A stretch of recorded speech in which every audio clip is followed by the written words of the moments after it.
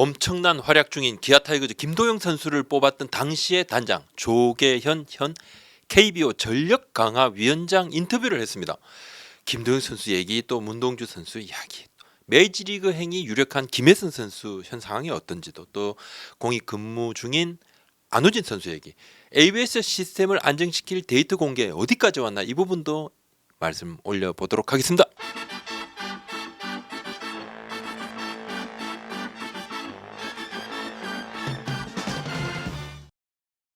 3년 전 기아 타이거즈는 신인 1차 지명을 놓고 고민을 했습니다. 메이저리그도 탐내는 강속구 투수 광주 진흥고 문동주, 제2의 이종범이라 불리던 광주 동성고 내야수 김도영 고민 끝에 당시 조계현 단장, 권윤민 스카우트 팀장, 이 권 팀장은 지금 현 운영팀장인데 두 사람은 김도영 선수를 마지막에 선택을 합니다. 지난해 문동주 선수는 한국 프로야구 역사상 첫 160km 시속 160 돌파, 신인상도 받고 미래 국대 에이스다 이렇게 성장을 합니다. 김도영 선수는 3할에 100안타를 넘겼지만은 부상으로 좀 아쉬웠죠. 올 시즌 초반 흐름은 정반대. 김도영 선수는 5월 1일 현재 타율 3할 4푼 3리에 10홈런 26타점, 타율 8위, 안타 3위, 홈런 3위, 타점 7위, 그리고 3, 4월 MVP 후보. 14개 도루로 도루도 2위, 이 정도면 퍼펙트 활약이죠. 조계현 위원장 얘기입니다. 개인적으로 기대를 더하고 있다. 지금 잘하지만 더 기대한다는 거죠. 고교 2학년 때 황금 사자기를 보는데 그냥 레벨이 달랐다. 일반 선수들과 스타 선수들의 움직임은 동작이 다르다. 야구를 잘할 수 있는 기술도 있는데 좋은 성격도. 제가 그래서 야구 잘하는 성격이 어떤 성격인지 물었습니다. 튀지 않으면서 승부욕이 엄청나고 가지고 있는 기술 재능이 있으면서 뭐 방방 뛰지 않고 승부욕이 강하다. 경기력과 명예, 욕심이 있다. 정말 좋은 선수가 나왔다 싶었다. 대형 유격수. 보통 선수는 한 가지씩 아쉬운 것이 있기 마련인데 김도영은 흠잡을 데가 없는 선수다. 50년째 야구한다. 50년 야구 인생에 내가 본 최고 선수 3명 중 1명. 네. 김도영 선수의 포지션 이슈는 뭐 팀 내 현실적인 문제 그리고 미래 비전 등 여러 얽힌 요소들이 많습니다. 딱 뭐를 정답으로 말하기가 참 쉽지가 않아요. 기아가 지금 선두질주정이죠. 유격수 박찬호 선수는 지난해부터 타격이 살아나고 수비도 안정되고 또 김도영 선수 역시 3루에서 좋은 활약입니다. 이우승 선수의 포지션 변경 외야에서 1루로 왔죠. 요거까지 더해져서 기아 내야는 지금 안정이 돼 있는데 그럼에도 유격수 김도영에 대한 아쉬운 목소리, 약간의 아쉬운 목소리가 나옵니다. 그건 뭐 재능에 대한 그런 부분인데 조계현 위원장은 팀 내 포지션은 팀 내에 있는 분들이 가장 잘 안다. 지금 기아는 박찬호라는 좋은 유격수가 있고 또 현실적으로 시너지 효과를 잘 낼 수 있는 팀 운영이라 생각을 한다. 그것과는 별개로 한국 야구 전체를 본다면 유격수 김도영은 가진 재능과 기술을 마음껏 펼칠 수 있는 포지션이라는 게 지극히 개인적인 생각이다. 지극히 개인적인 생각 이렇게 이야기를 했는데 김도영 선수가 3년 차이고 또 3루에서 덜 움직이고 빠른 타구를 처리하는 데 익숙해져서 유격수 쪽으로 가는 것이 뭐 점점 어려워질 수 있다는 현실적인 고민도 있을 거고 또 내야 여러 포지션을 감당할 수 있는 박찬호 선수의 멀티 포지션 능력까지도 또 감안을 하고 뭐 결과적으로 좀 이런 이야기가 또 뭐 있는 것이 뭔가 불필요한 논쟁으로 여겨질 수 있지만 모든 것을 떠나 김도영 선수의 가진 이 재능의 크기에 대한 고민인 거죠. 김도영 선수가 이제 파워 그리고 유연성을 동시에 가졌다는 평가인데 조계현 위원장이 이제 국가대표 감독 유진희 감독하고 더 논의하겠지만 김도영은 리그 전체 차원에서도 가능성이 큰 선수, 국가대표로서 다양한 경험을 쌓게 하고 향후 슈퍼스타로 성장시키는 것이 맞다고 본다 이런 이야기를 했습니다. 심재학 기아 단장은 김도영 선수에 대해서 3년 차에 저렇게 하고도 평정심을 잃지 않는 것이 대단하다. 흥분하지 않고 침착한 성격. 기술적인 부분은 데이터로 나와 있고 타구 스피드는 팀 내 탑. 흡사 김하승 선수 어렸을 때를 보는 느낌. 타고난 운동신경이 월등하다는 거고. 김도영도 메이저리그 진출을 뭐 원한다는 거죠. 원할 수 있고 또 원하고 있고. 근데 젊고 유망한 선수들은 뭐 대부분 그렇다. 꿈을 위해 간다면 구단에서 어찌 막나 도움을 줘야 된다 이야기를 했습니다. 좋은 이벤트가 있어서 소식 전해드립니다. 삼성 자산운용 코덱스 ETF가 압도적인 경품을 제공하는 이벤트를 하고 있습니다. 퀴즈 이벤트, 매수 인증 이벤트, 이벤트를 널리 알려주기만 하면 되는 공유 이벤트까지 다양한 3종 이벤트와 함께 85인치 TV 갤럭시북, 에어드레스, 로봇 청소기 등 625분에게 드리는 다양한 경품도 마련되어 있다고 해서 저도 참여해 봤습니다. 참여 방법은 본문이나 댓글에서 확인 가능하고요. 삼성자산운용 코덱스닷컴 홈페이지에서도 확인하실 수 있으니까 관심 있는 분들은 참고하시기 바랍니다.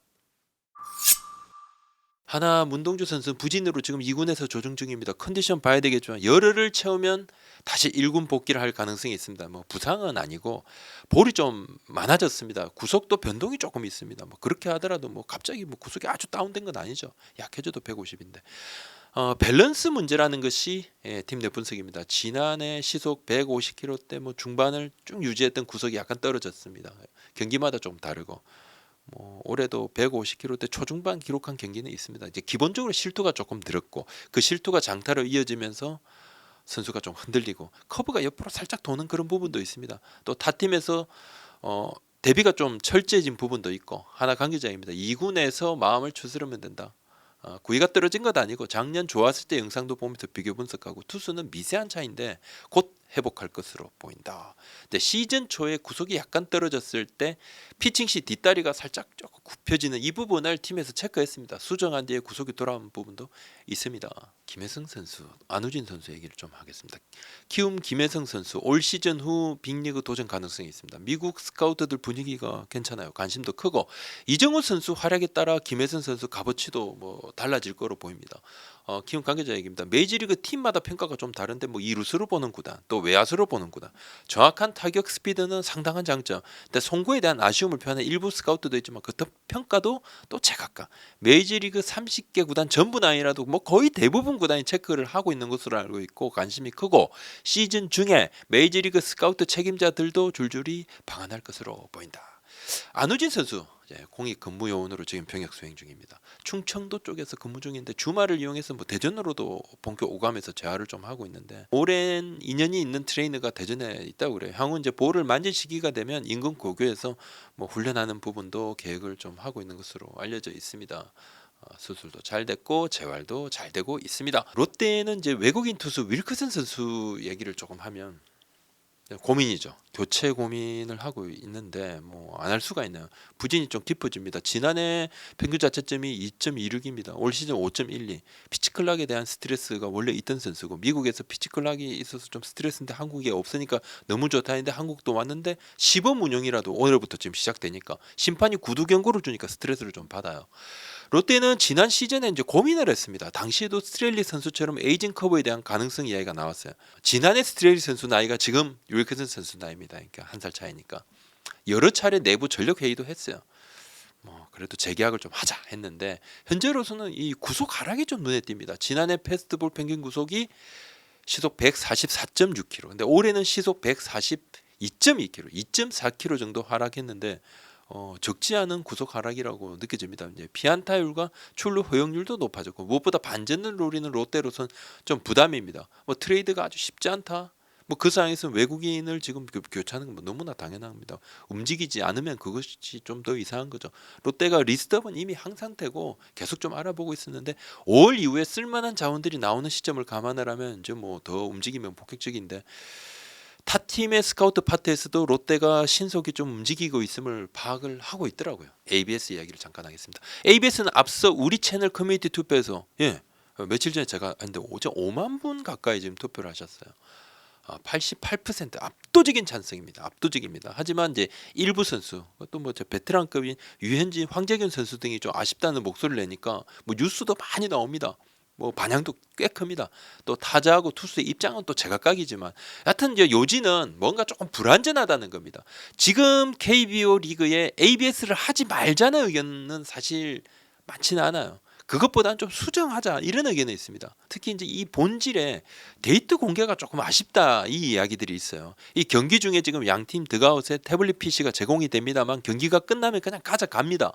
계속 놔두는 게 아니고 경기 중에는 해당 경기 앞서 뭐 3회면 1회 2회도 볼 수 있고 그 경기 데이터는 볼 수 있지만 경기가 끝난 다음에는 지난 경기를 볼 수가 지금 없습니다. KBO가 지난 경기 등 모든 데이터를 뭐 선수나 구단이 들어가서 열람을 할 수 있는 웹사이트를 구축을 하고 있어요.